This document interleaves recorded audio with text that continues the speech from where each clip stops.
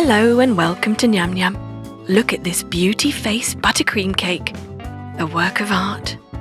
Start by piping on some white buttercream to a piece of baking paper, making a flower. Add 2 green buttercream leaves and a pink buttercream centre. Make a few of these. Now get some strawberry cake and pipe on white buttercream icing. Add the second layer and coat. Then smooth it out. Next, get a cardboard stencil of a face side profile and place it on top of the cake, using a cocktail stick to carve into the buttercream icing.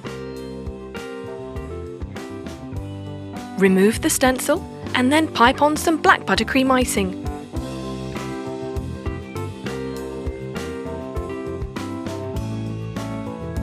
Next, pink buttercream icing goes on as the hair.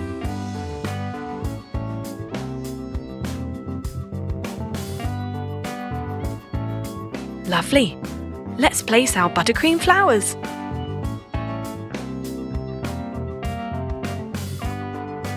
Carefully does it.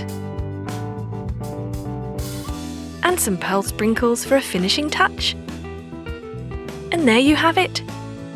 Beauty face buttercream cake. Absolutely beautiful and absolutely delicious. Enjoy!